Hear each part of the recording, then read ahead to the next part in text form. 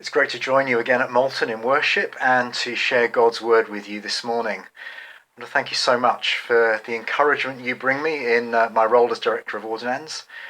As I connect with churches all across the diocese, it's not too long before I come across someone for whom you as a church have been a significant part of their story as they've developed in ministry, whether that's been as a ministry apprentice or as an ordinand or as a curate or some other role.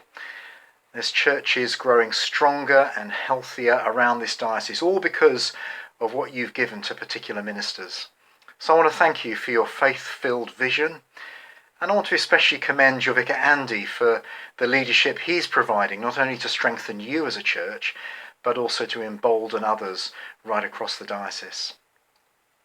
And it's great to be with you this week, just after we've heard the good news that Rob Wood is the latest person from Moulton who will begin training for ordination after the summer. He's just been recommended to start doing that, and he's going to be placed during his training with Paul Frost, who many of you will remember from years gone by, who's now a vicar in Corby. And of course, you're looking forward to Nick and Becca and Elizabeth Edwards joining you. I think tomorrow they're moving in, and probably they're connecting with us on Zoom now. And be with you in the flesh too before long.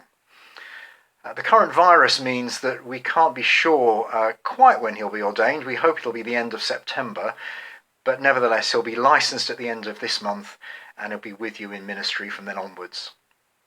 Nick and Becca are great people. They're devoted to one another, devoted to the Lord, eager to pursue what God desires for them. They're great at building community. Really great at talking naturally about their faith with people who don't know Jesus and helping people come to be disciples themselves. And they're also people who really get the idea that ministry is about the whole church, not simply for people with roles or with labels.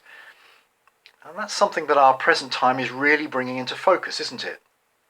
I know you know this, but the church isn't here to help the clergy or lay ministers do the ministry. Really, it's the other way round. Clergy are here to enable the whole church's ministry. And to be ordained is simply to play one part within that, to focus, to enable, to equip, and to inspire the whole church to sharing God's work. And I'd like to expand on that thought by delving into our gospel reading this morning. The start of Luke chapter 10 says this: "The harvest is plentiful, but the workers are few. Ask the Lord of the harvest, therefore, to send out workers into his harvest field." Now, before we look at those couple of verses, if you've got a Bible and you look back into the start of chapter 9, Jesus there calls the 12 together and sends them out on a mission. Now, if he'd only done that, we might have had some justification for thinking that God's work is only meant to be done by special people. But I'm afraid to say Jesus didn't give us that get out, because here we are just one chapter later, chapter 10, and there's 72 who get to join in as well.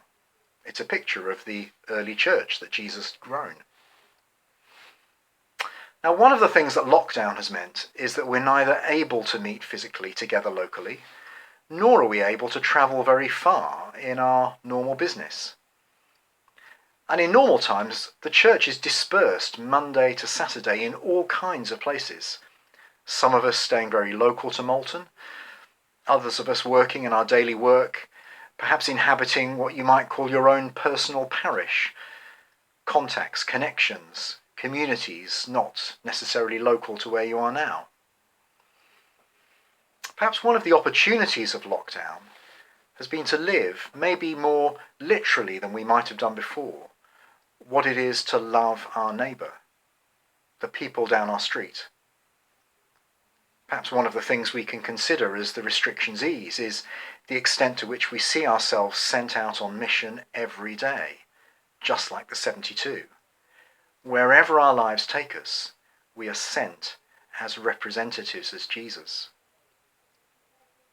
So I want to share 3 things from these verses at the start of chapter 10 about how we might fulfill that calling as disciples and servants of Jesus' mission. And the first thing is this. It's about vision. The harvest is plentiful, but the workers are few. It's been said that ministry is about seeing what God is up to and joining in. In our gathered life as the church and in our dispersed life as his representatives, it's good for us to be thinking about the kinds of things Jesus would do if he was around here himself, or spotting the kinds of things that Jesus would join in with if he were around here. Who are the particular people? What are the particular ways we can show the love of God to the people we're amongst and to point the way to Jesus? I loved it when I was a vicar, when people came to me and said, "Steve, we need to do something about such and such," whatever it was. Perhaps they wanted somebody else to do something about whatever it was, but at least there was vision. Now, I loved it even more when people came up to me and said, "Steve, I've been praying about such and such, and I wonder if the church should do this." And that's the second thing, prayer. Ask the Lord of the harvest to send out labourers into his harvest field. So how are you praying for your community, for your church, for your school or college, for your workplace, for your neighbourhood? Who are you praying for? What things really concern you? And how is the Lord laying all this on your heart? I was at a youth evangelism conference not long ago, and I was reminded of when I was a curate in southwest London. I was part of a group of youth leaders across some 20 churches in our area whose young people were badgering us to help them reach into some of the tougher estates of our area and work in the youth centres. And after a couple of years, a thing called Oxygen was born. It was a local Youth for Christ centre which partnered with the council youth service, local schools, with the local churches, which in the end took over a local church hall as a Christian youth centre, a base for mission led by young people for young people and for evangelism, all supported by these local churches. The base was an old Victorian church hall in a church that was quite old and Victorian. No young people, no money, not much heating, hardly anyone who came on a Sunday. On the outside, you'd think very little hope. But the PCC said, "We've heard your idea, have the building if it can help you." Brilliant. But here's what we discovered. After 1 year of starting the project, we heard that for some 5 years previously, a small group of Christians from the other side of the river had been praying. Now, you need to understand the other side of the river when you're in London. It's a bit like saying Neen or Nen round here in Northamptonshire. For some Christians on the other side of the River Thames to be praying for our side of the River Thames is quite a thing. And they'd been praying specifically for this church who gave us their hall, that it would be the base for a new movement of young Christians in the area. And they only told us that a year after we'd started. Next year is the 20th anniversary of that organisation. Prayer fuels mission. And I loved it when someone came to me and said, "Look, we should do something about such and such." But I loved it even more as a vicar when someone came to me and said, "Steve, I've been praying about such and such, and I wonder if the church should do this." Now, what I loved even more was when people came to me and said, "I've been praying about such and such, and would it be okay if I got a bunch of people together and we tried this out?" Vision, prayer, but commitment. Jesus says, "Go," at the start of verse 3. What is it that we will be prepared to give ourselves to? This might be costly. It might change plans.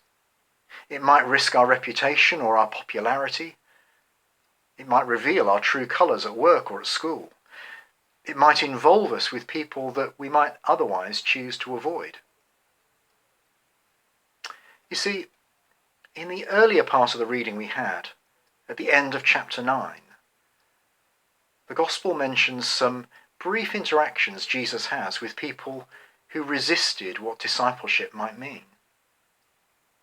Following Jesus would make a difference to the plans each of those three people already had. These are some challenging sayings of Jesus. It's possible to understand them. You can't easily soften them. All three reasons for delaying following Jesus actually have to do with putting family before faith.